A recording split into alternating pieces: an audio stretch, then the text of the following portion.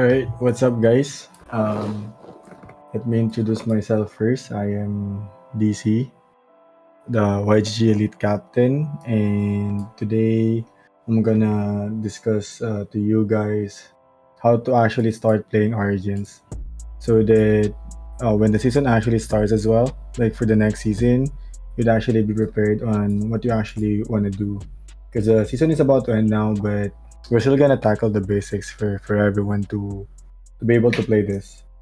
So basically, the game would give you like free axes, right?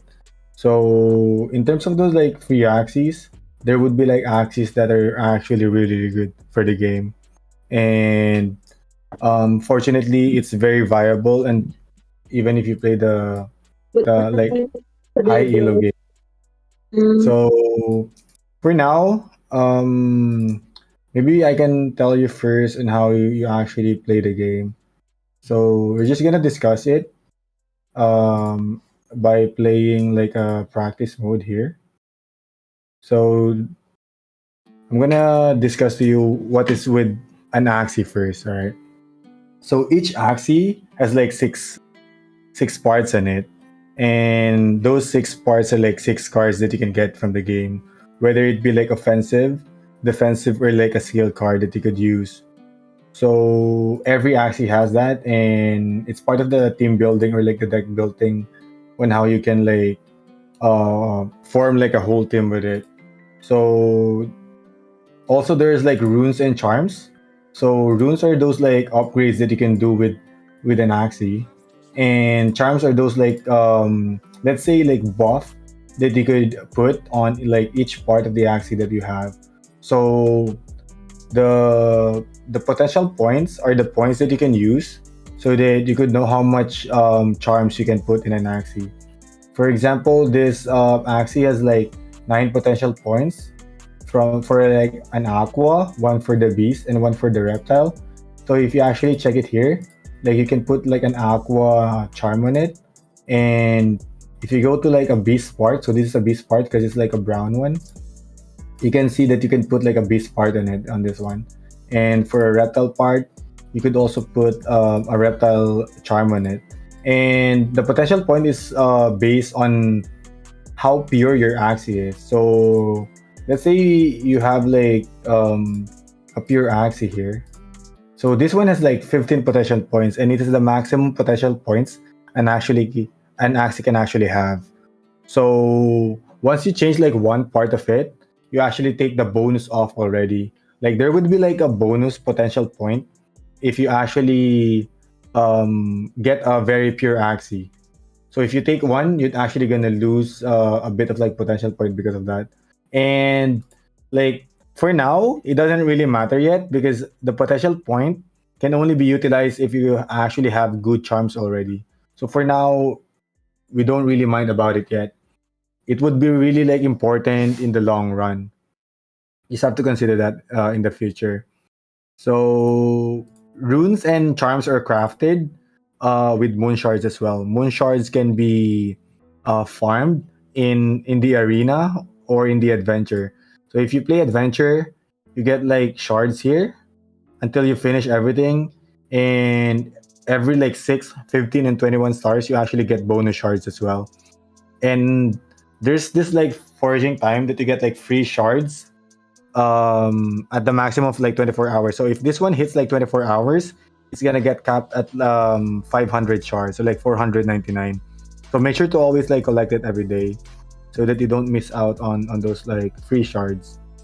And in arena, you also get like shards, but it would only the amount of shards you get would actually depend on which rank you are.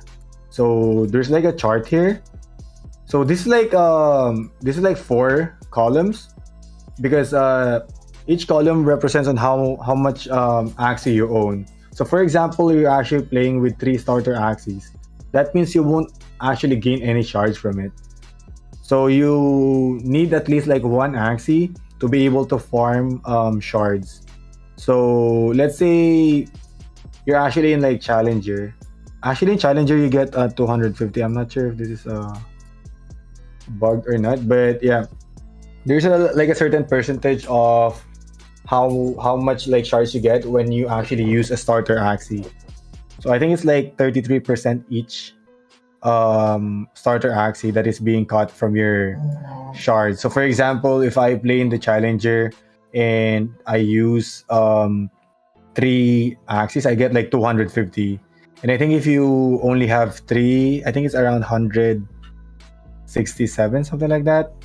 So the starter Axie would actually just help you build a team if you don't have any budget yet to form like three Axie team, because most people still use one starter Axie anyways.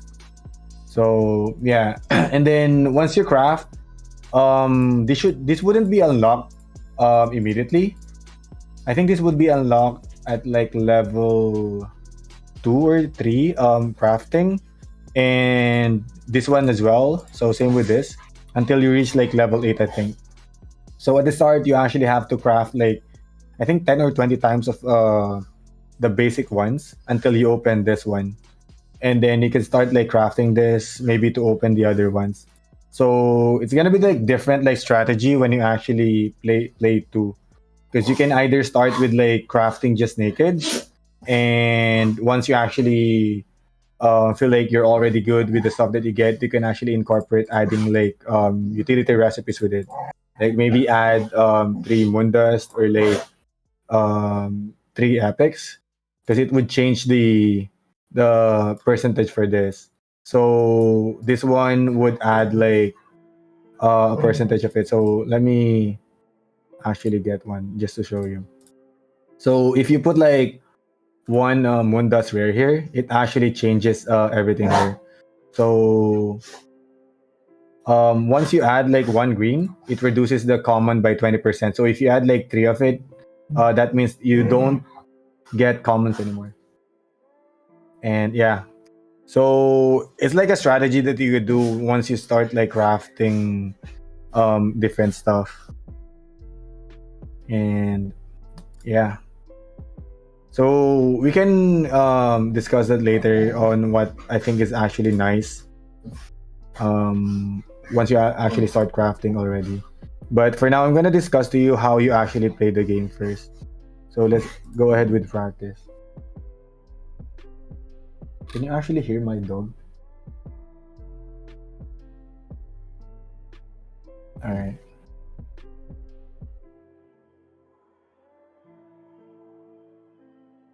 Yeah, a golden retriever. Yeah. So, all right. Since this is just a practice, I'm gonna tell you what's the mechanic for the game right now. So every turn, one player gets 1 energy. So this is energy. Turn 2 player gets 2 energy at the start. So they're trying to balance it out. So what happens is that normally you actually get like 3 energy, right? So, but turn 1 player gets it by 1, and then when he goes for like turn 3, you actually get 2. And then turn 2 player gets 2 energy and then 3 energy. And then after that, it just goes on with like 3 energy. So let's discuss the parts of the thing first. So this is the history part. So once you actually use a card, it would actually be in the history. So for example, I used this card, it would actually be in the history. So you can actually see what your opponents are actually using. So now, my opponent would get like 2 energy, and you can actually see it here. But he's played it so fast that we aren't able to see. So yeah, now I have 2 energy as well, right? So let's discuss the other part. So this is called the draw pile. So since you have like 6 cards each, so this is a total of like 18 cards. So that would be like 18 cards in total here. So that means we still have like 10 cards here, right? And in turn 1, we actually drew like 3 already. So 3 plus 5, we have 8 plus 10. So that's the 18 in total. And this is called the discard pile. So the cards that we actually use already, I mean, we already drew, would actually go into the discard pile. And unless it's a card that actually vanishes. So let's just use a card there. So if you see, this card, for example, it's exile. That means that card is actually not in the banish pile. Instead, it's a new thing that they introduced this alpha season. So what happens with exile cards is that once you use it, it is actually equal to like a confused card, if I'm not mistaken. But wait, kind of miss it, I think. But yeah, so let's read it here. After usage, the card disappear, not going to the banish pile for the rest of the battle. So that means you can't like use it anymore. So they don't put it in the banish pile because there are cards where you actually use that you can get cards from the banish pile, so that you won't be able to use it twice.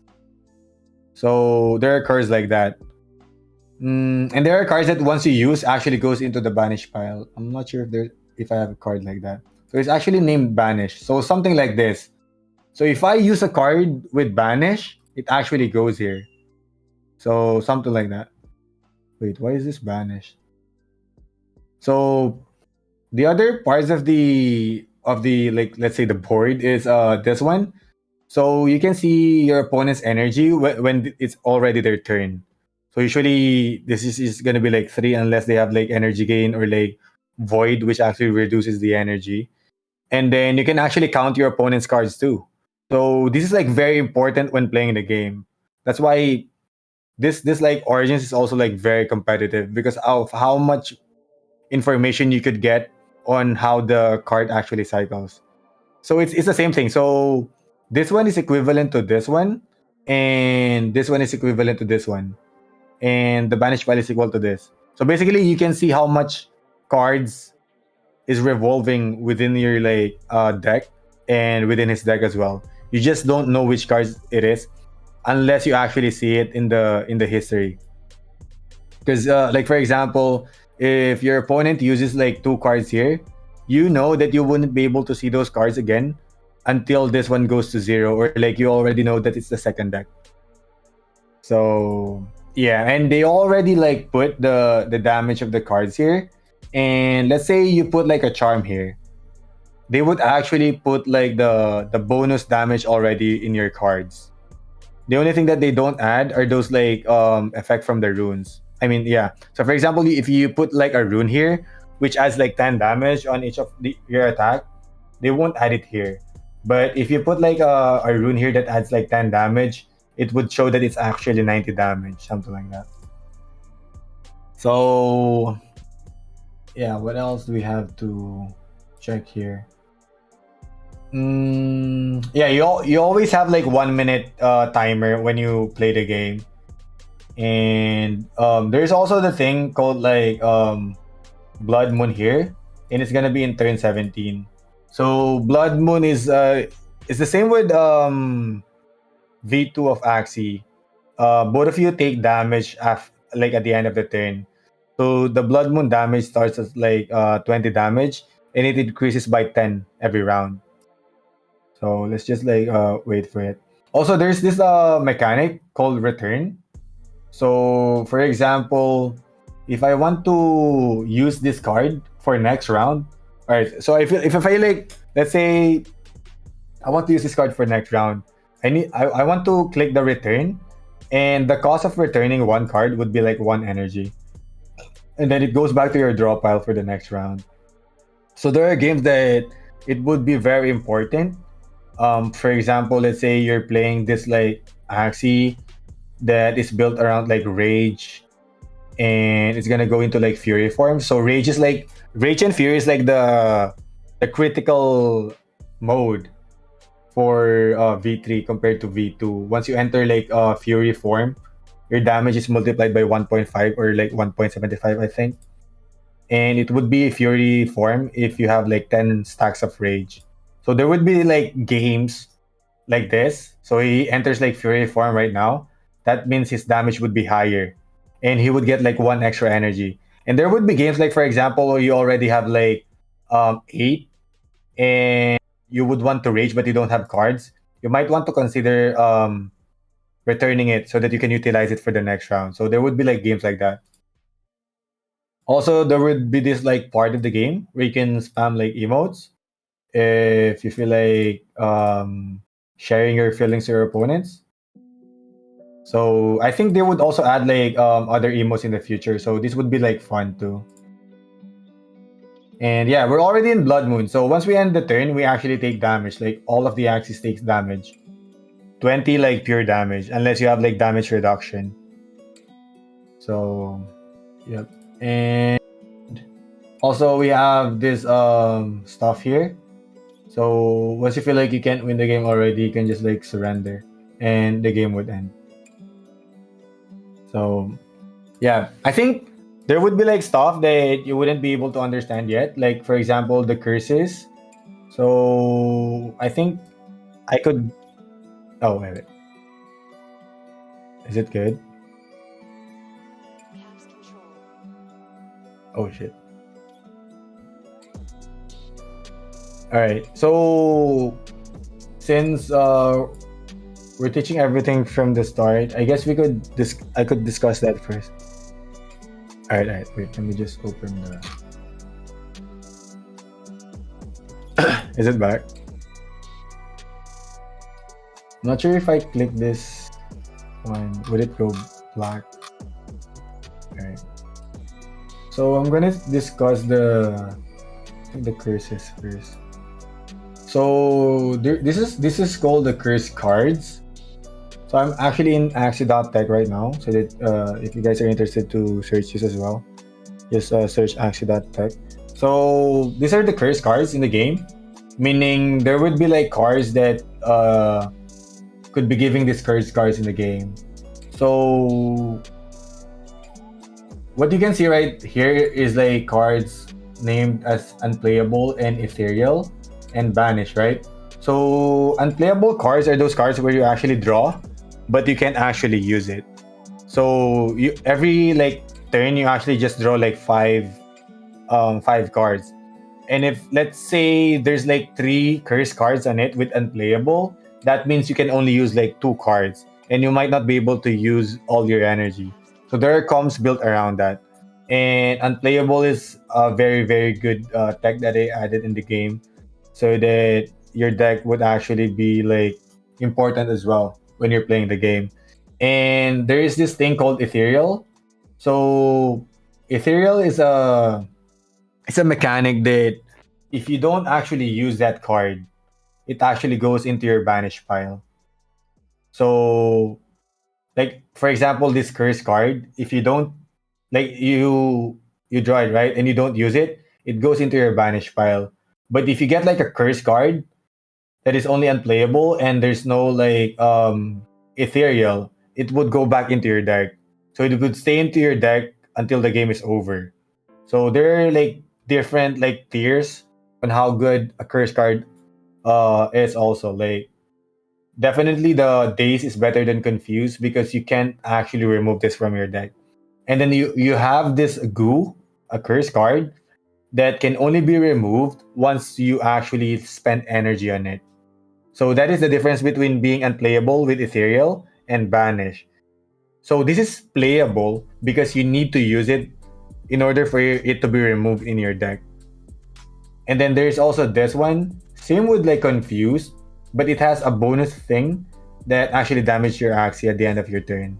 And we have this void. Actually, only I think only one card has this, which is Goda. Same with like V2, it destroys your like one energy, and once you draw it, you actually lose one energy. So it's almost like the same stuff. Most of them are unplayable except for Goo. This one is like playable as well. Mm-hmm.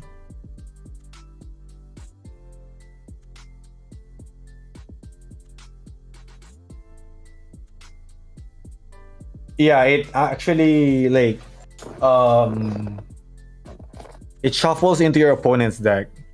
So it kind of slows down the tempo of your opponent. Yeah. Mm-hmm. Yeah. No. So what happens is that every all of the cards that you have only revolves around your deck. So if you draw this and it says that it's like ethereal, after that round, it's already like in your banish pile. Like remember the pile a while ago? Like you have the draw pile, which the one that you draw. The discard pile are those cards that's already drawn and would be on the next like cycle of your deck. And the banish pile are those cards that it's either like ethereal or like banish that wouldn't be part of the game anymore unless you actually take it with like a special card. So yeah. Hmm.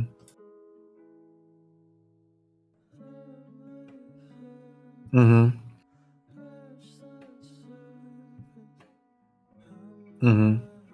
So yeah, curse cards are cards that actually destroys the tempo of your opponent, especially in the second deck. Because most of these cards actually goes into the discard pile of your opponent.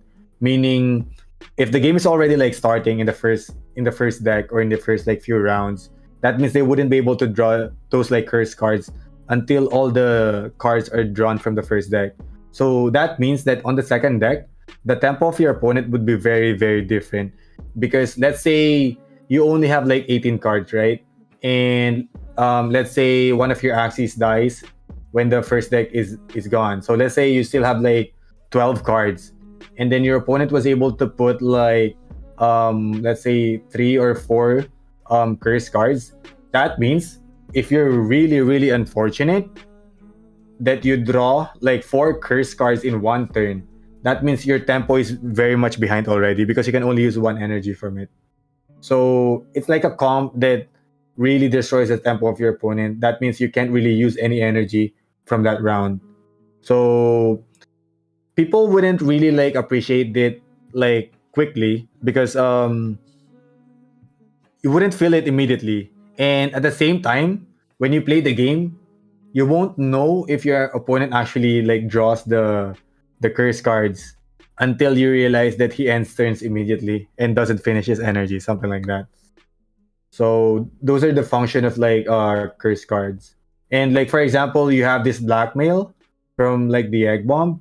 Once you use this is one of the cards that I think even confused that when this one is like used, like egg bomb is used, it goes into the draw pile of your opponent in the next turn. So that means if you use this blackmail, like let's say your opponent has three egg bombs in like one round, and the person was so lucky to use that those egg bombs three times in that round. So in the next turn, your opponent would actually three get like three blackmails, and he would only be able to draw like two other cards from his deck. So that means he can only use like at least like two energy in that round. So those are the effects of like curse cards. Mostly it's for tempo in the game. So yeah. These are the curse cards. So let's check revenge cards. Yeah. Right. So revenge cards are cards that you get when you actually dies. Like for example, it is equivalent to like let's say your Axie has like an attack card, like this one, attack card for one cost, like attack card for like two cost. It is actually equivalent to this. So one Axie, when once it dies, it gets like four revenge cards.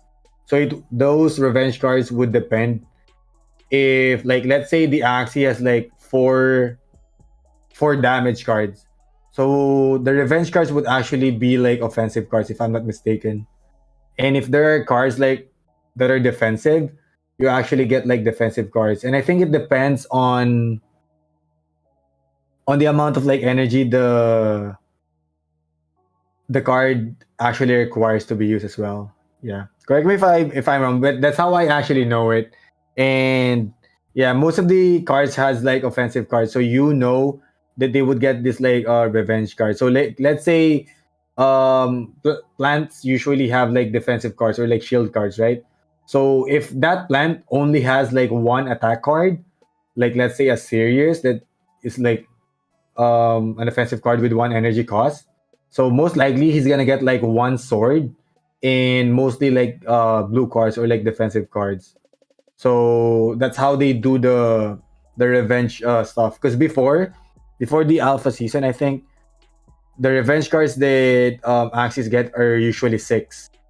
So they realize that it's so hard to like play the game if there's like so much revenge cards. So what they did is to actually reduce it to four, so that people can still play like their cards once their Axis die. So also like when your Axie dies, the revenge cards goes into your discard pile. So that means, let's say if you're playing a game where you only have two Axies left, and each Axie has like five cards left in the draw pile. So that means the five cards of the Axie that died would be cut, and it would be in the discard pile already, and you're gonna get the five cards of the Axie that is still alive.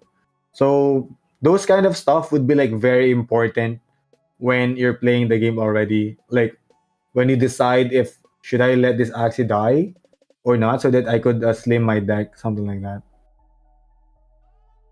So let's go to runes now. So each Axie, wait.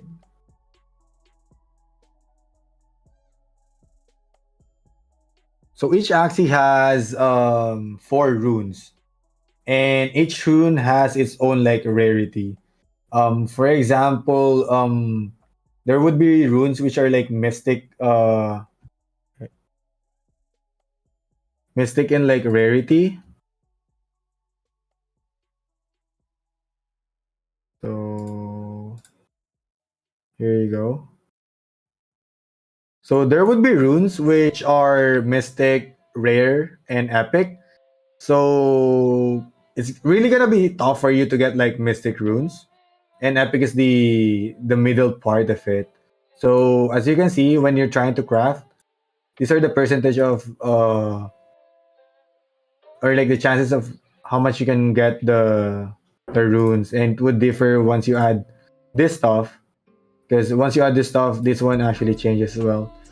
And this is like a common utility recipe, which means it prioritizes, oh I mean rare, which prioritizes the rare runes and charms more. Meanwhile, this is the epic one, which increases the epic chances, and this is the mystic one, which increases the mystic chances. So there are stuff like that, and most of the time, mystic runes would be the best in the game. Yeah, but there were also like epic ones that are also good. So yep, and then we go to charms now. So these are the buff that you could get from the game, like equipment in like RPG games. So like for example, these are the charms that you can put on your aqua, and also there's like a neutral one where like you can use it on any Axie that you want. It would just depend on how much like potential point that you have. But it's the same thing with like runes. There's also like three rarities for it, actually four: mystic, epic, rare, and common for the neutral one. So like mystic charms uses like four or five. Oh, sorry. Mystic Mystic Charms uses like four or five potential points. Epic uses three or four, and then Rare uses two. And for the neutral ones, it's almost the same thing. So you also have to manage how much like potential point you would actually use. That's why if when Origin like stays like, let's say in the future, the pure ones would be like very important when everyone has their own like charms already, because most of the time you would want to put all the good charms on your axes, and in the future these runes and charms would be actually like NFTs, and they would stay in the game every season, and you can actually like buy it if you want. So that is the exciting part of Axie Infinity in the future, and you could make them NFTs in the future if you craft it like this, like with shards, and then you add like SLP on it. So once you use like SLP on it, it would be NFTs, and you could actually sell it in the market too. So that would be very very exciting. All right, let's head now to the status effects in the game. Mm, right, right. Maybe I'm black screen. All right, heading over to the status in the game. So these are the buffs in the game. This would be like, so the basic ones I would say is the one that we saw a while ago, the Fury and the Rage, as you can see. So Rage is like the one that you get when you use a certain card, gives you like bonus damage, and once you reach like 10 stacks, you actually enter the Fury form. So the Fury. Oh wait, I don't have my arrow. Is it black screen now? So once you enter the Fury form, all right. Once you enter the Fury form, you get one extra energy. So yeah, I think Rage and Fury is a bit like straightforward as well. Since I don't have my pointer, just start with like the bubble first. You can see it's moving, the bubble. So the bubble is it's actually from an aqua card, since like it's like a water thing as well. So once you actually stack like 3 bubbles, it's gonna be like a bubble bomb. So basically, bubble is like the rage version from aqua. So bubble is aqua, rage is a beast, leaf is plant. So these are the stuff that you can actually like stack, and feather is for birds. So once you stack like 3 bubbles, you get like a bubble bomb. And in the description, it says that you actually deal 20 damage. I'm not sure if this is updated. I think it's already like 40. Yeah, but you get like extra damage from it when you attack from that Axie. So it's straightforward as that. And then Cleanser is a card that negates like a debuff. So we're gonna go with the debuffs later. So basically, if you have like a Cleanser on your Axie, once like someone tries to like fear you or like put a bleed or a sleep or a stun, it negates that debuff. So you wouldn't be like affected by that. So this is a basic one, a damage boost. And a feather is the one that actually stacks as well for like bird cards. So basically it's like bonus damage as well. And then we have the healing boost, usually from plant cards and leaf, which you can actually stack as well. Healing boost can actually be stacked too, and cleanser. Most of these can be stacked, except for meditate, shield boost, and stealth. So meditate is a very unique buff. It's not usually seen in the game because I think only one card uses it, which is a beast card, Zen, I think. So meditate for 2 turns. I think it's this one is still bugged. So yeah, this one is still bugged as far as I know. So we move forward from this yet. And then shield boost is like a buff where you take, I think, 30% less damage once you use this. So this one is nutty right now. And then stealth is a card that once you use it, that actually wouldn't be targeted by an opponent. So like for example, if you use a stealth in your front liner or in your front Axie, the attacks of your opponent bypass it and hits your mid liner or the next Axie nearest to your opponent. So in Origins, you actually attack the nearest opponent. That's why there are like 6 positions in the game, and it is differentiated by like the distance from your opponent. So there's no like equal distance like the V2. So there's no like random attacks. So let's move on to debuff right now. So for debuffs, we have bleed here. So usually people are like confused with debuff. I mean the with bleed and death mark. So the difference between bleed and death mark is that once bleed is like put in your like Axie, the damage is actually inflicted to you once you use a card, even a defensive card or like a skill card.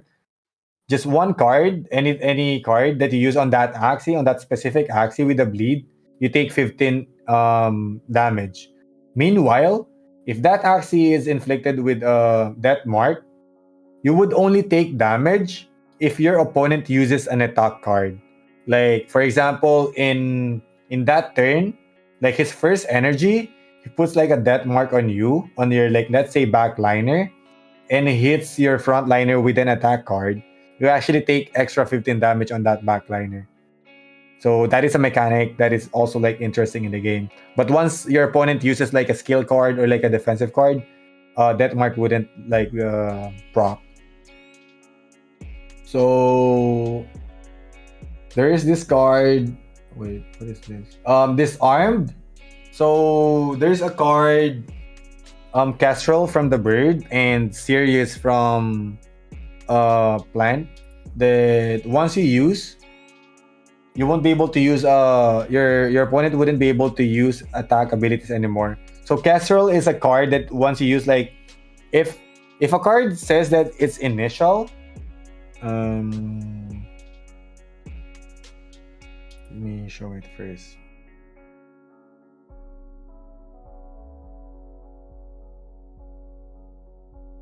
So you can see it here. It says if initial, so that means it should be the first card that you use. If you don't use it in your first card, the utility wouldn't be there. But if you use it initially, your opponent would be disarmed, and oh shit, he wouldn't be able to use attack cards. Also, if you attack that Axie, the effect of disarm would still be there. Unlike if let's say you sleep your opponent. So this is like very different. Like disarm cannot be removed unless you cleanse it. But if you sleep an opponent and you attack it, it wakes up. So it's very different. Usually, disarmed, sleep, and stunned is getting like people are getting confused by it because they feel like once they attack the opponent, the effect of like stunned or disarmed would actually be removed. But it only works on sleep.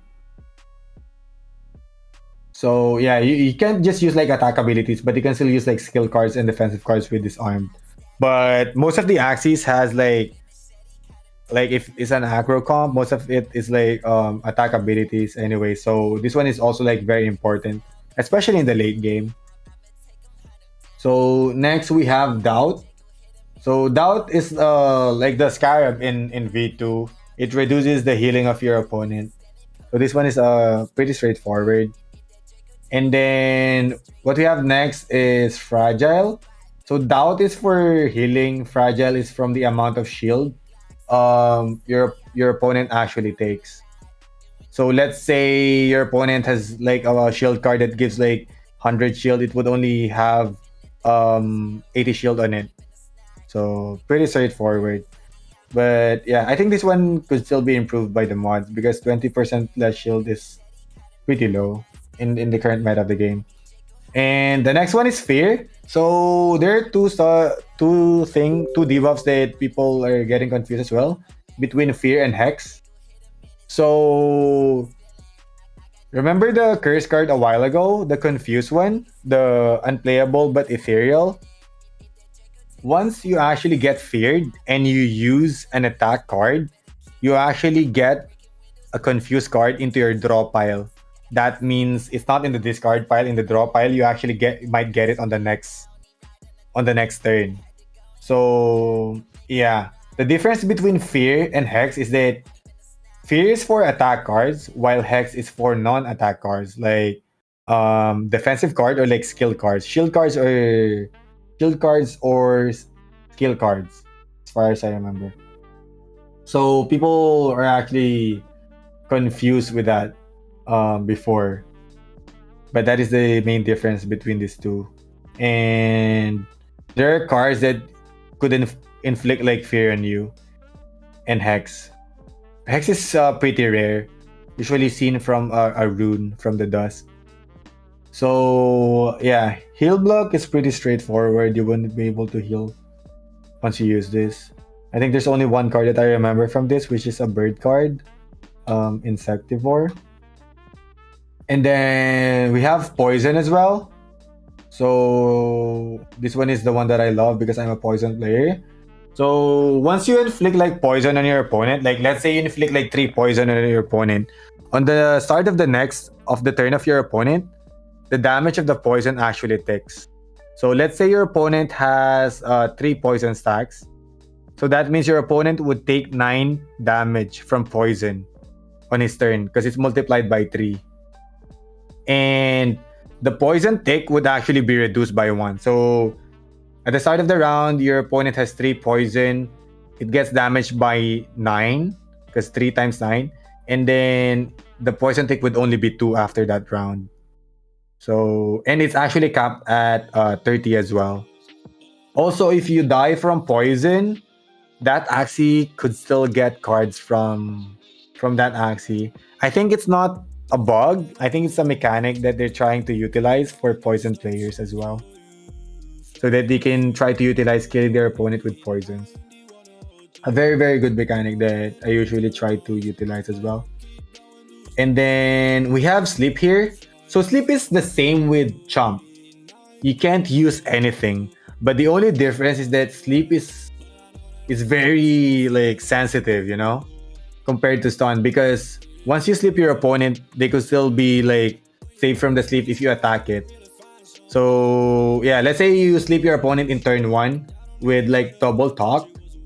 If you attack it in turn 2, it would actually be removing the sleep already. Unlike if you stun your opponent, you can still attack it and it would still be stunned on the next turn. Then we have vulnerable, almost the same with fragile, but vulnerable is like way, way, way better because it is felt on the shield and on your HP as well. Meanwhile, fragile is only it's only in the shield. So people say that the fragile is still bad right now because it's the same value as vulnerable, but it only affects the shield. That's why vulnerable is way, way, way better. And then weak is as it says, it's like your opponent gets weaker, or the damage that they inflict is weaker. So it goes sideways, you know. Like vulnerable is like they take less damage, and then weak they inflict less damage. And then this is the neutral status effect called taunt. So this is a stackable status effect. So once you taunt, like let's say you use an egg bomb, so that actually gets taunt, and on the next turn, that is where all the attacks of your opponent would go through. So let's say you use taunt, and then your opponent applied taunt on your Axie. That means your Axie would actually get taunt for like 4 turns. So, for example, let's say if you saw the Blackmail a while ago, in the curse, so Blackmail, once you actually click back Blackmail, once you click Blackmail, there's gonna be a taunt at your like backliner, right, or your furthest Axie for like 2 turns. So let's say you have like 3 blackmails. So once you click all those blackmails, you're actually putting like a taunt on your furthest Axie for 6 turns because it's actually stacks. So there's stuff like that. And if your opponent puts like another taunt on you, it's gonna be like 8 turns. Same with the debuff that we saw a while ago. So for example, you put I think doubt and vulnerable on your opponent, and fragile. I think it stacks as well. I'm not sure about death mark and bleed, but I'm pretty sure about like doubt, fragile, and vulnerable. It's stackable. So meaning like let's say a card like Grandma's Fan, which puts like vulnerable for like 4 turns. If you actually use 2, it's gonna be 8 turns. So they're like debuff that could actually be stacked and might be like worth it in the long run. So yeah, what else do we have? I think most of the stuff are being covered for the basics already. Um, it's gonna be a lot to tackle all the cards, but basically each Axie has like cards for each, and most of the utility cards would be in the tail and the eyes and ears, I would say. So you can actually like filter it here if you want. So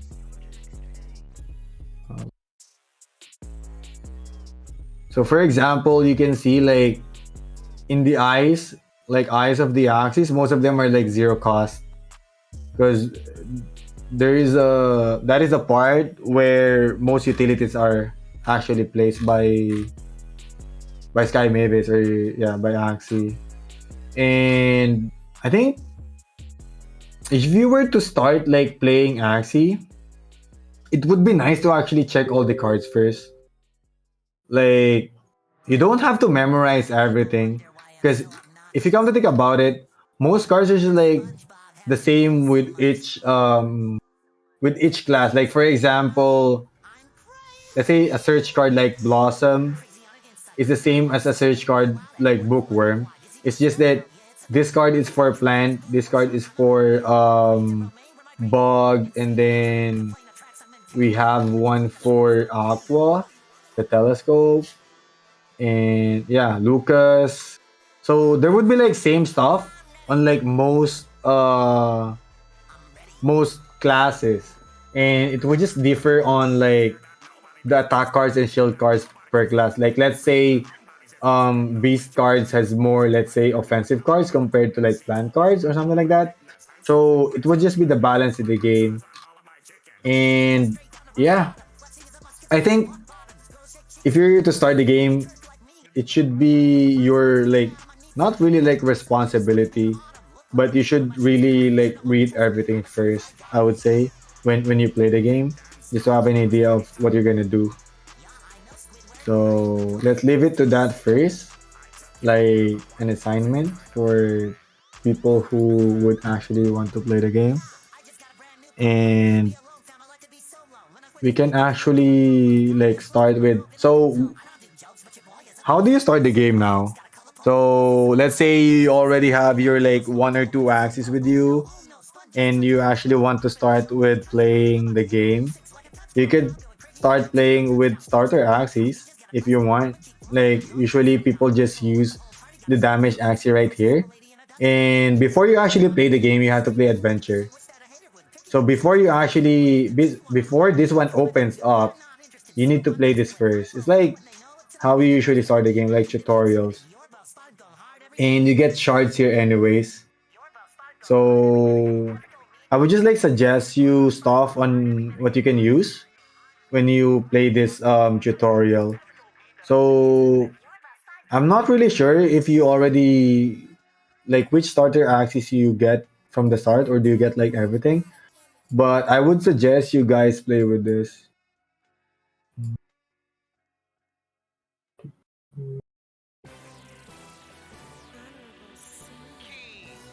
So you guys could play with this is a starter axie. And then you could get another free starter axie. His name is Trip. This one is good. And then for your like frontliner, you can actually use Olaf or wait, Oleg, not Olaf. What the fuck? Oleg, that is a front axie, a tanky one if you want. But if you actually have an axie with Nemo and a Shoal Star, that's what I would suggest you to use because these two cards is like very important to finish the whole thing. But you can still finish the other stuff with Oleg most likely.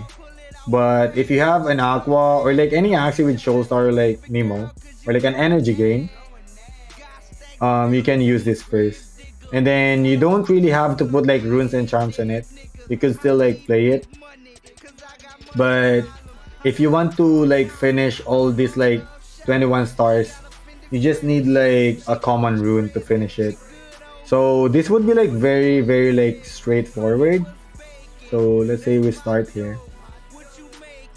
So you just have to like, there would be like requirement that you have to finish the game in like less than 20 turns to get like three stars, like less than 20 turns.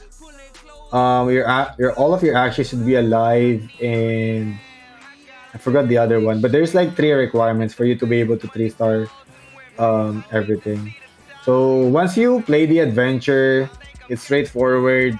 You just like keep on attacking this one, because the early round would just be like easy, to be honest, and you don't have to force yourself to finish 3 stars immediately. Your goal is to just like keep on like opening all the stuff that you could use, because it would lead you to being able to play arena as well. And yeah, once you can play the arena, you can do it later on once you actually want to craft more, because you can get free shards here. I think there would be rounds that you could actually like get starter axes as well. I really like forget how it actually worked, because once I played this, I just look for Puff, because Puff has like very high damage. So just look for it. It's gonna help you a lot. Most of the stuff that's gonna happen in adventure would just be like damage based anyways, until you go to the latter part where the strat would be more important, I would say. So we just keep on attacking him, I think.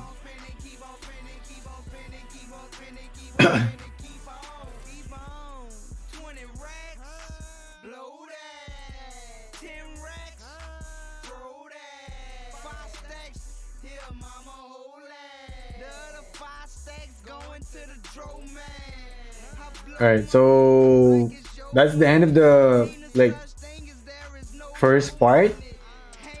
So once you finish this, it just like opens up the next ones, right? And most likely you'd have difficulty somewhere here until here, because this three would be the difficult like part of the adventure. And if you really want to finish the 21 stars, this is the wait, not updated. Didn't select it. All right, this is the team that would actually help you like finish everything. So once you go to adventure, for this stage 19 and stage 13, you just need these 2 starter Axies and 1 Axie with Nemo and Shoalstar. Because Shoalstar is actually a card where when your opponent is less than 90 HP, it instantly like kills it. And you would face like opponent that has like special stuff. Like it might not die immediately once you kill it. So you would really need extra damage from it. I mean the utility of it. So yeah, so you just need these. When I did this, I was actually using runes for 10 extra damage. So that is pretty big, and I'm pretty sure that once you actually play this like stuff, you might be able to like get those charms and runes already anyways. So you can finish this for sure. So that would be long, and it still depends on the RNG on how you get the cards, because this is like 2 waves. So yeah, you would just like feel that, all right, this is the right like setup for me to finish this adventure. You definitely like feel it. So I'd leave that to you, but definitely I would say this is the best comp for this one and this one, for if you really want to finish this. And if you're going here, this one is the most difficult one. What you want to do is change your midliner. So not everyone knows this, and we just like found this out recently as well. So just maybe take note. Get a bird. You need a bird here. If you don't have a bird, I would suggest you not waste your time trying it, because I would say it's not really like worth it, because it would take a lot of time unless you're really bored. So you can get a bird with the requirement is a summon eye, which is a Mavis. Where is it? Where is it? So let's say this type of bird is the one that you want. So you need a Mavis, you need an egg bomb, and you need something with that applies weak. So for like the wave 3 of that round or like stage, you would need weak so that your Axie wouldn't die, because you need all of your Axies to be alive to get 3 stars. So these are the important ones: eggshell, Mavis, and 1 or 2 weeks. And then the other one is not like that important. So not everyone might not be having this. So do not push yourself too much in getting like 21 stars. But if you're fortunate enough to have this and this is like the easiest comp that you could use to actually finish this. Because I have a friend who actually did it for like 50 times already. And I saw him like playing Puff and 2 other stuff. And I told him, just get like a Nemo Showstar and this 3. And he just tried it like once and he finished it. So yeah, just take note. If you really want to 21 stars this adventure to get the extra shards here, that is the secret recipe. So this one, I'm not sure if this can really finish it, but you can still try. But definitely you can get 20 stars with this comp. So this, I would guarantee it, like, because I did it already. And you don't need good charms on it. You just need this rune. So this rune is very good, guys. Tough strike. That's why when I suggest people like starting to craft stuff, so this is how I would actually approach it when season 1 starts as well. So basically, what you want to do. So before you open this, I think you need level 2 or like level 3, right? So what I would do is craft a lot of commons, because like this stuff are also like commons, right? So you're not really like wasting stuff. So I would probably like craft like, let's say, because it's only 100, probably 30 for like 3,000 shards, or like maybe 3,000 to 5,000, depends on your luck if you already get the top strike. So spend that amount, and once you're satisfied with your commons, you can actually start using this. And do not use this unless you really want something. So this is called a naked craft because you're not putting any utilities on it. So once you get like the good stuff already, you can still craft like this and still get commons, and I think it would still be fine. Reason behind it is that even if you get like commons, guys, commons are like still helpful, because not everyone can actually put charms on their Axies, right? So let's say you only got like 6 charms that you can use, and all of your Axies requires like 18 charms. If you keep on trying to craft like the special ones, like let's say Apex or like Mystics, it would cost you a lot. And if you're trying to min-max or maximize all the spending that you would do, what you would want to do is to have a good team first before you actually farm those expensive stuff. So make sure that all your Axies has at least 1 charm on it. So that would be 18. And that's not like really like straightforward, because you might be unfortunate to only be getting like, let's say you're just getting like all shield stuff. So you just get like shield stuff. So that is not like good, because not all of your cards would actually benefit from it. And when you're starting, it's gonna be very important for you to get a lot of like Vitality 1. because vitality is always good in the game. So let's say you get like 18 of this. It's the like the simplest thing that you could have started with a game, and the bonus would be just like attacks. But yeah, the best one would be to get like vitalities for you. And yeah, these ones are like still good. Thick Shield is very good. Top Strike is like one of the best runes right now. Even at like leaderboards, it's still there. And then Leftover Potion is also good. It's the same as like Calcium Armor anyways. So yeah. And then once you get like Puff, you can put this if you get it. And yeah, just use this when you get it, when you have Puff, because most of the people would actually use Puff even for next season. That's how I see it. So yeah, that's how I would actually do my craft if I would start the season. And if you would want to do it, you can copy it as well. It's how I did my stuff anyways. And yeah, I wouldn't like share it anyways if it's not good. That's how I approach it. So now I would actually suggest comps that you can start with as well for next season. So I created this stuff. So not everyone would actually wait. Let me send my dog out. Wait. Let's go. Let's go. Let's go. Go. Go. Go. Go. Go. Go. Go. Go.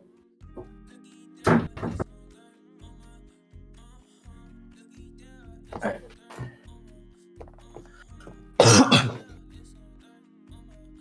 So I prepared like 2 teams here, but if you have another team, like let's say you have a bird, you can actually do it as well.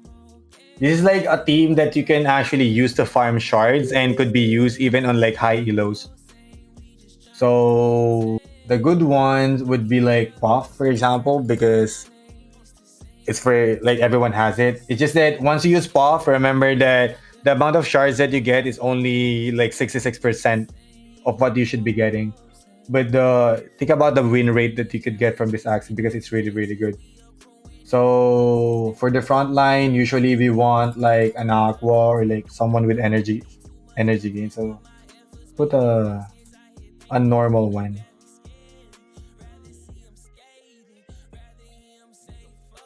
So for the mid line, you have 3 options for it if you're planning to build this double Aqua. So you could play it with a plant. So I'm gonna explain to you why I would want a plant on it.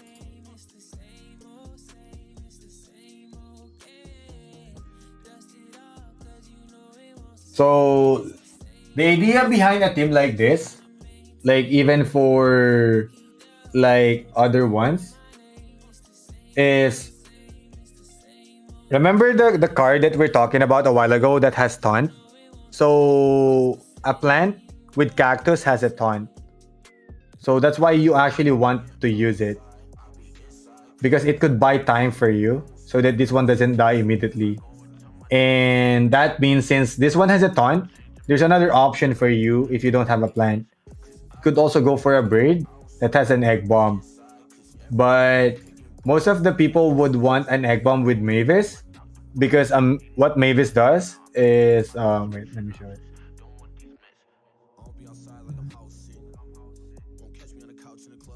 So what a Mavis does in the game is that once you summon it, on your next turn, if the Mavis is still alive, one of your attack cards would actually be 0 cost. So it's like an extra energy for the next turns.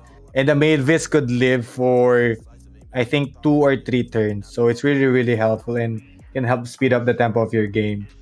So basically this is the idea of the team. And also, since most of your damage would come from your Puff, you would want to use most of your cards from your Puff. Because the damage of this is very high once the baby buff is up.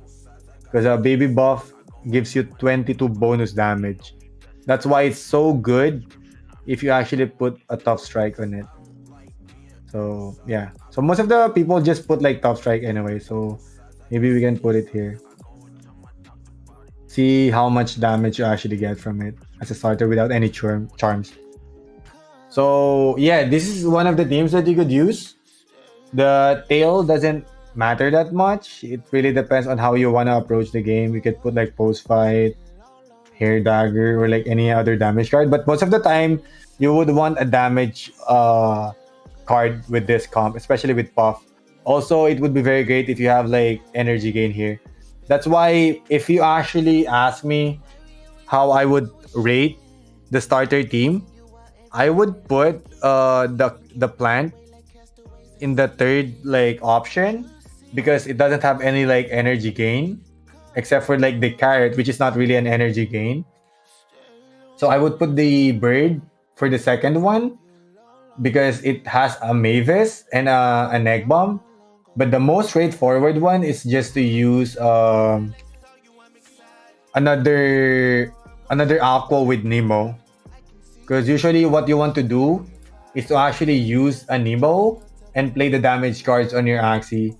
And you would have this special card called Puff that is retained, meaning retain is a card that once you actually draw it and you don't use it, on your next turn it's still there. So you're just gonna wait for your Nemo to come out and get like 4 or 5 energy and use this one because he's the most like efficient damage output that you could do. So let's try this comp. Where's the starter comp? Alright, let's try this comp. Show you how we actually play it. We're gonna ask our friend who's actually playing now. Wait, let me message him first.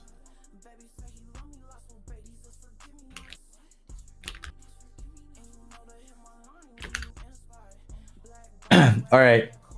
So let's discuss first the other team that you can use if you have this one. So this is another team that you could use.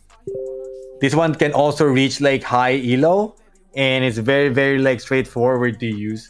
And you actually gain the most amount of shards that you can gain because you're using what do you call it? Not starter Axies. So this is not really like important. You can use another like Aqua on this. You just need a Nemo in it. And for this one, so basically you don't really need to use like this axes as well. It's the same idea. So basically when you're starting the game, what you want to do is to put like 2 taunts in your mid and your back so that you can spread damage. So basically you can also play like a bird on this like Axie and it's still fine. As long as there's like 2 taunts in your Axies, it could be a good starter for the game. So that's how the idea of the game, I mean the starter teams would actually work for you if you're trying to build one right now. Basically you would want like energy gain and yeah, 2 taunts in front and in the back. You don't need a taunt in front. So that's the idea behind it. And let's try to showcase this team.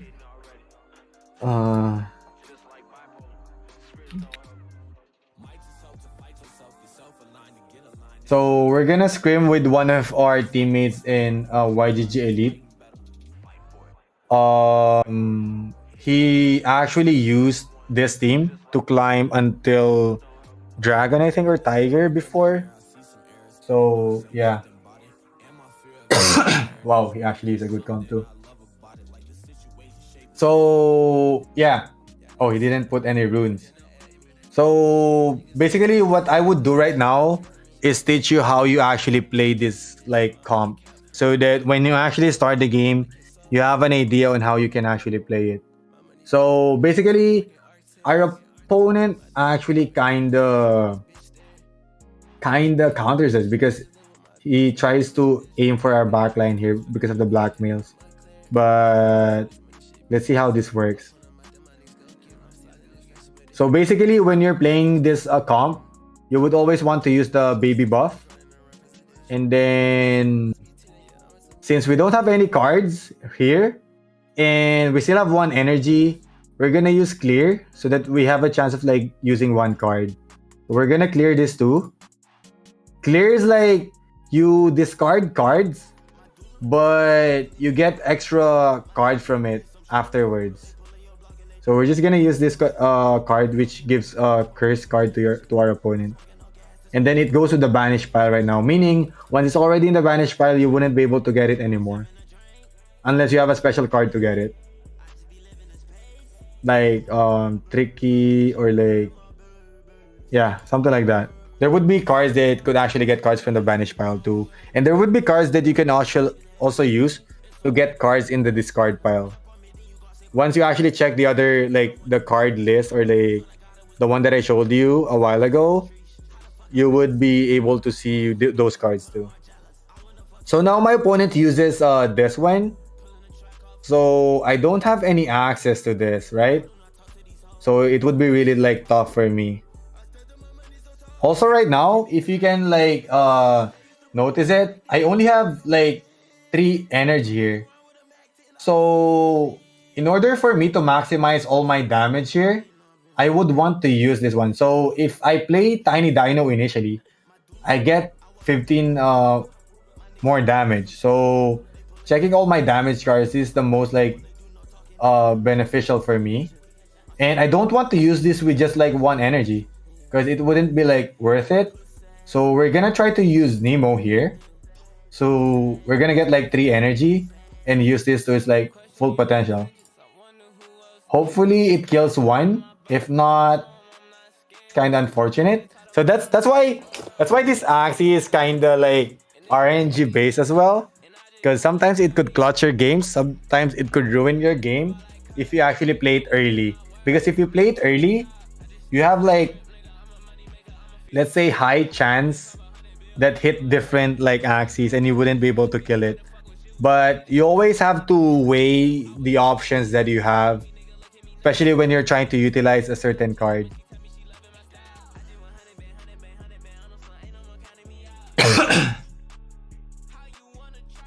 Yeah, basically, this comp is actually a hard comp against our comp. But it's still winnable. So we're gonna try to utilize Shoal Star now. So we're trying to count how much damage we actually get. So when you're playing the game, you would want to play it in its like most efficient way. So you try to count damage. Like for example, I deal plus 22 damage here. So plus 32. So that's gonna be like 97, I think. And then I only get like 90 here. So I would use this first. So 90 damage and then kill it with Shoal Star. And then I overlay this damage in front so that I could try to kill it with 97 damage.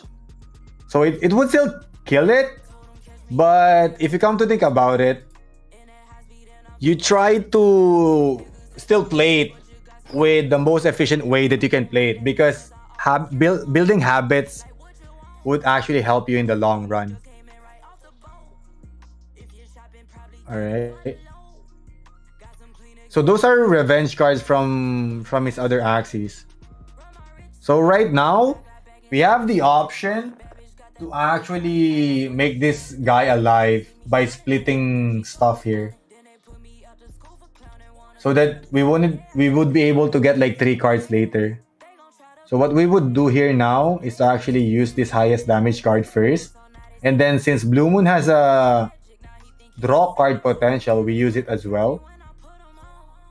Hopefully we get like a good card. We can use this. So since this Axie cannot really like kill us, we can actually use a Blackmail. And maybe even like 1 more. And then put shield on it. So that we have higher chances of getting like good cards too. But it's not really like necessary. We can just like ask him to kill this too. So that the baby buff would still be there. But it would still be the same. We're just trying to increase our hand size for the next round. Because for example, if we didn't use the Blackmail there, and he used another like Blackmail, we actually have 3 Blackmails in this game. And we would only be drawing like 2 cards. And that might not be enough to kill him. So yeah, we're actually in an advantage right now. Because I use Tough Strike and he doesn't have any runes. So I'm bullying him a bit right now. So yeah, when you're trying to play this team, you always have to make sure that your backliner Puffy try to maintain his HP over 213 because the baby buff would be gone if its HP goes below 213. So in like um early or like starter games, usually people doesn't go to the back, like no back doors and stuff. So you can actually not really abuse but utilize Puffy to its full potential in the early part, so that you always get this baby buff. And the reason why this comp actually works is that you would always want to use cards in your backline, right? That's why the Nemos are here, so that you can use the Nemos with Puff. So you always have to do that. Like, the only time that you would actually use a Nemo here is when it's actually dying already.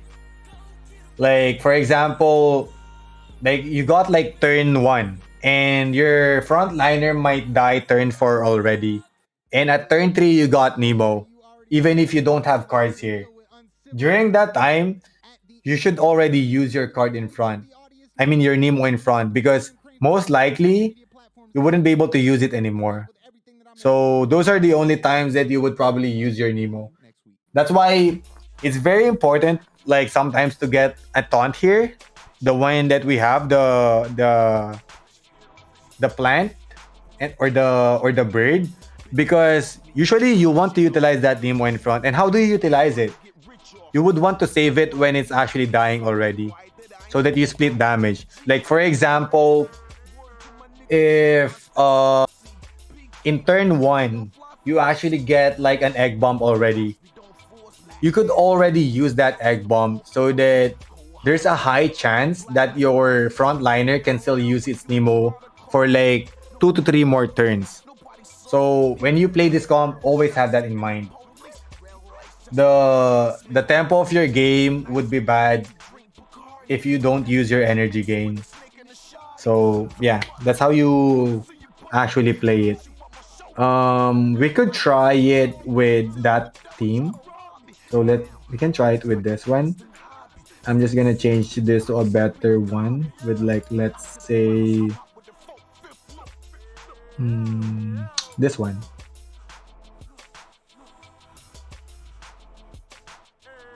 So just tough strike again. We're gonna try to bully our opponent who's not using any runes, because I said it's naked. Wait, where is it? Wait, I don't have drop strike anymore. Right, let it be.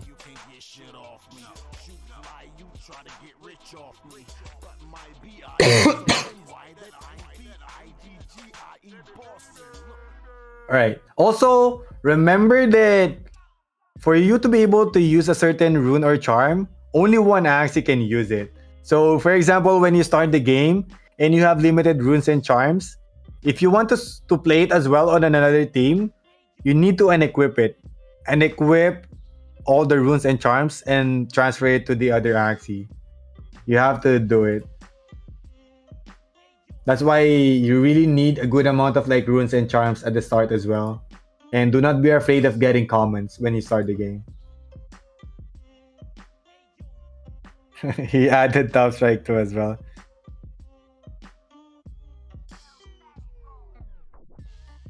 Oh, sure, sure, sure. All right, all right. Yeah, just go for the Q&A right now. All right, all right. Anybody have?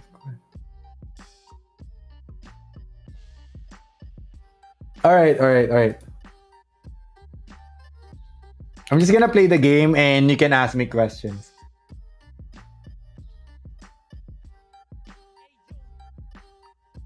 All right, I asked him to invite me. He doesn't want to lose. He wants to win as well, so he insisted on playing. All right.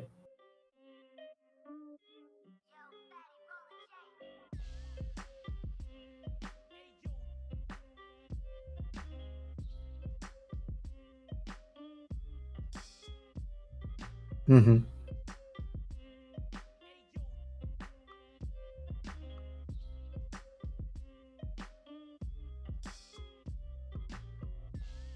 Mm-hmm. All right. So if you're trying to craft like at like the mid game already, what I would actually suggest you do is craft with two greens, one blue, or two blue, one green. Because if you try to always go for the mystic, you would actually lose a lot of shards. And in the long run, it wouldn't really help you because you always want to balance your team. And I would say, if you ask me my strat, the only time that I would actually um, do that is if I'm already good with my team. So the mystic runes that I'm aiming would just be like bonus. So when you're trying to play the game, like let's say you're trying to go for like top 10,000 or something like that, your mindset shouldn't be on aiming for like mystic runes. Your mindset should be aiming for like epic or rare runes. So in my opinion, aiming for mystic runes is really, really hard. So try to maximize everything by just using intermediates with greens or blues. And I think even my friends have more like success doing that as far as I know. So yeah, this I would suggest. Because I never tried using the mystic as well. And I know a friend who did that and he actually went into another account because he felt like he wasted a lot of that as well.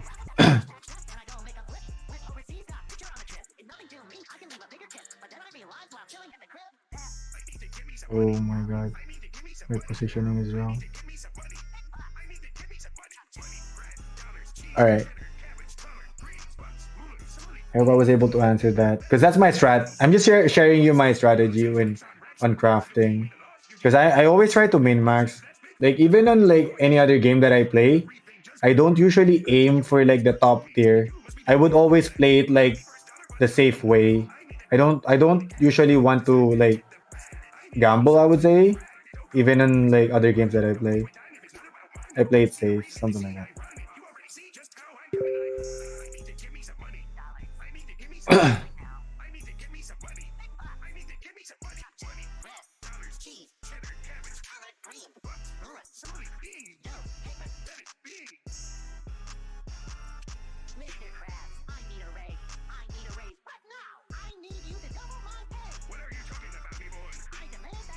So as you can see here, I could try to kill it, right? So what I would do here is to actually apply a blackmail so that I put my taunt here. And before I kill this, since this one also uses a taunt, I would taunt here as well. So that both of us are taunted and he would actually damage this one instead of this. So that is another mechanic that you could play against like blackmails. So this is what I know. The last taunt would be the one being attacked when you played in this like scenario.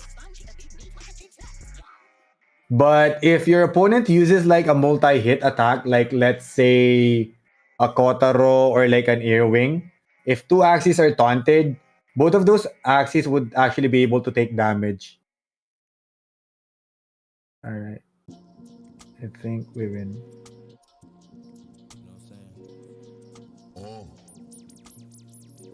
Alright. Do you have other questions?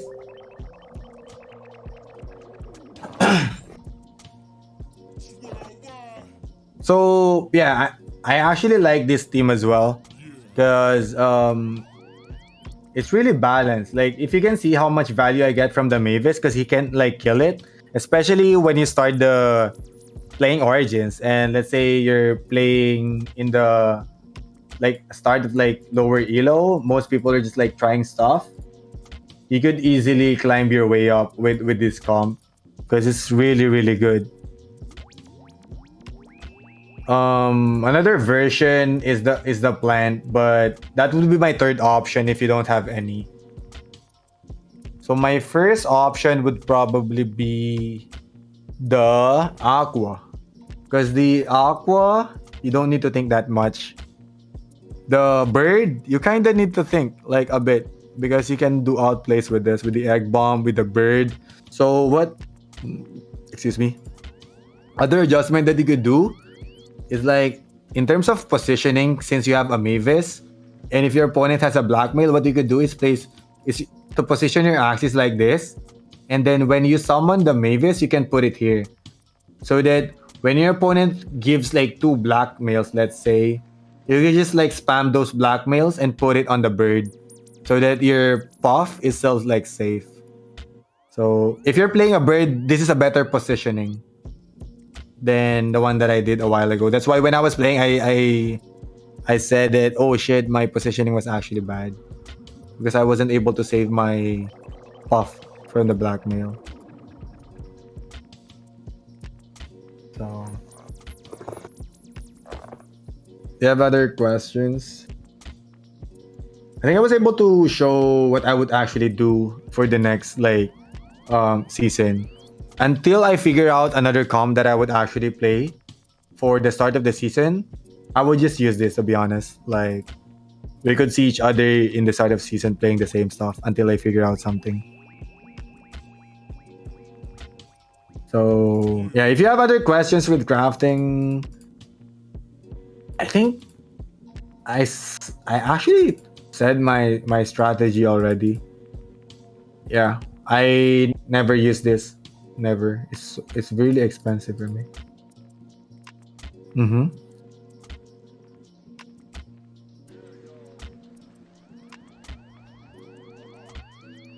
Team comp, yeah. So the one that we use actually, I would say is the best because I would say like most color teams actually has at least one aqua or like one plant. That's the way that I feel it. If there is nothing like that, maybe there's a bird. That's why the suggestion that I made is to actually use one starter Axie. So it has higher chance for like scholars to be actually playing it with. And if they don't change that much, this Axie, it's really like busted. Like I'm telling you, some of the people here in the top 10, like Tommy, I think maybe Ant Panda, they're still using this one, but they just have like good runes and stuff. But Top Strike is just really good, guys. It's really good. So the only thing that might be a problem with Puffy with Top Strike is that it doesn't apply on Puff. So if you get something like this in the future, make sure to put it on Puff. Use this one and or there's another one. Maybe I don't have it. Yeah, just use this one once you get it. So it also applies like extra damage on random hits, because I mean multiple hits, because this is only for non-multi hits, right? And Puff is a multi-hit. So Puff could deal like 99 damage each with this. If you're using Top Strike, I think it's only around like 85 to 90 if I'm not mistaken. So yeah, that's the only difference that you would like probably experience. But other than that, if you get like a leftover potion here, it's fine. If you get like a leftover potion here, it's fine. Just make sure this one gets the Top Strike immediately. So just craft commons, I would say, like 30 of this, and you could already start playing. And 30 isn't that much, guys, because you can just like go with this, like maybe just do like 15 stars and you would be able to craft that already. Like, you're just gonna be very unlucky if you don't get any like Top Strike immediately. But other than that, start with Puff, start with like a Nemo Axie. You don't even need Nemo, to be honest. You could even put a carrot here if you want, guys. Like if you don't have any aqua and you only have like a plant, you can just put a plant here. I mean in front. Like the one that we have a while ago. It doesn't really matter if you also have like a cactus there. Like basically build around Puff. Use like 2 axes here. If you have a taunt, put it at the mid. If you don't have a taunt, put it in front. If you have energy gain and you don't have a taunt, maybe consider it putting at the mid.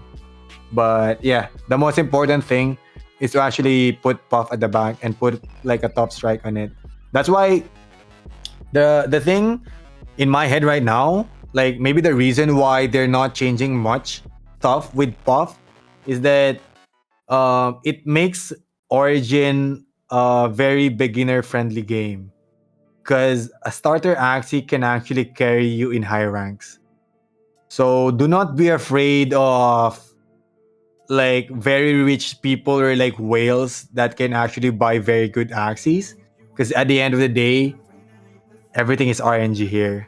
Like, who cares if your Axie is so good? If I get like a bloodlust here, I'm gonna eat you alive, something like that. So just enjoy the game, hope for the best to get like good runes and charms, and you don't really have to get like very expensive axes to play the game. Also, once you learn more about the game, you can actually see which axes are good and not.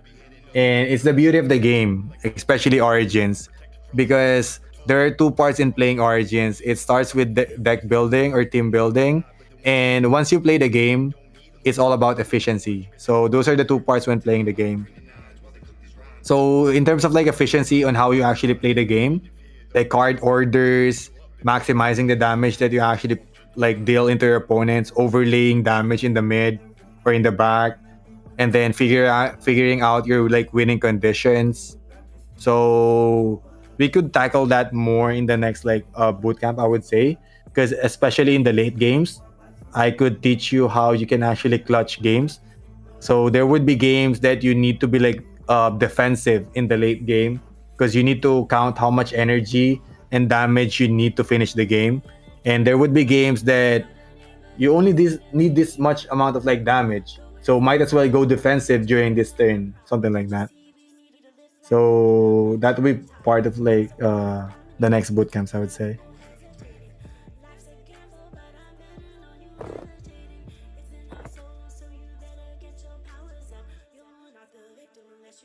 All right. Mm-hmm.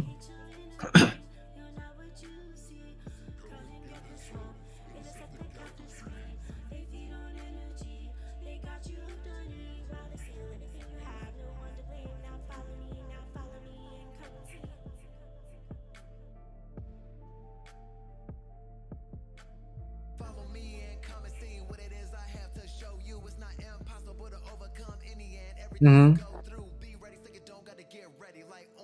All right.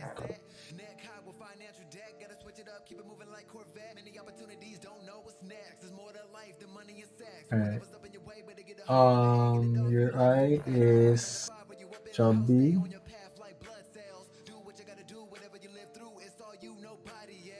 So when you're playing a stall comp like bumpies and stuff, make sure that you always use your nutcracker because once the game goes like longer, the nutcrackers would actually be the one carrying you. So it's not gonna be easy for sure, but that's I would say that's the only winning condition that you have in the game. Like always use your nutcracker and make sure that you reach the highest damage that you could get from it. Like let me check if I have a beast with nutcracks. Nutcracks, nutcrack. Wait. Alright. So make sure that in the mid game or in the late game, you already have like 90 damage. And if you have like top strike, all your nutcrackers would deal at least 100 damage on your opponent. And that would be the only win con that you have for the game. So it would also be dependent on how much luck you get on like getting carrots early because carrots would be like extra free damage to you. So I would say when you're playing that comp against like very like tall comps, you just really have to go ham. You have to figure out your highest damage output. And yeah, I think it's really gonna be like tough. Especially if your opponent has good shields. But once you actually like go faster, like your tempo actually beats his like tempo in the game, he would be like out of like position to actually defend his axes. So I think your comp can still win it because I know that not cracker comps can actually beat stall comps, especially in the late game. So yeah, that's my suggestion at least. Make sure that you stack your nutcrackers to the highest.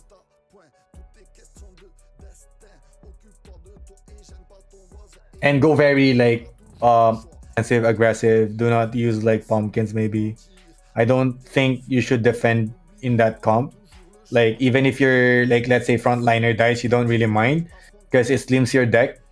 Like you would get more beast cards faster if you're like frontliner dice. And as long as you take care of your midliner, I think it's fine.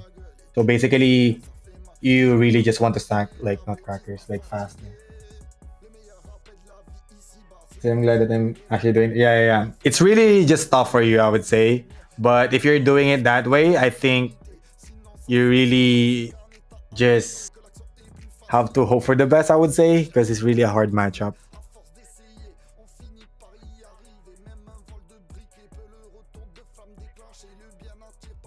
All right, are we good, Sedano?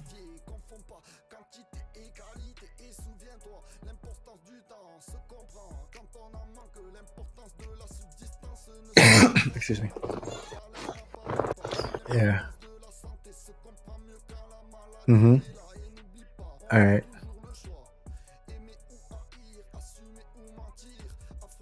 Yeah. So for next week, I think I'm still gonna figure out which starter comps people could actually play because as you can see, it's just like 7 days left for alpha season unless they actually like extend it. I don't know what's their plan, but it's just 1 week left and there's not much to talk about for like very like I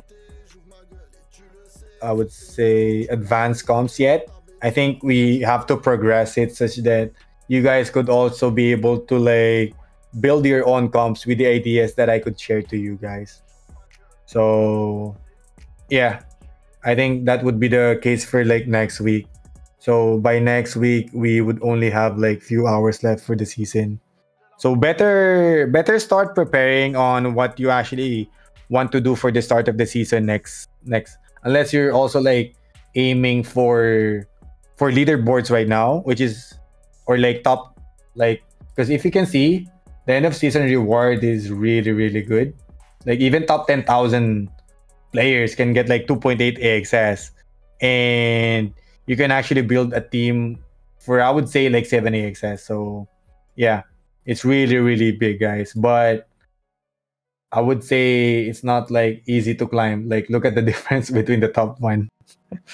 It's really crazy. So yeah, for next week we just have to progress on how we build comps and maybe we can include comps that doesn't require puff anymore for those people who has that extra budget as well. Yeah.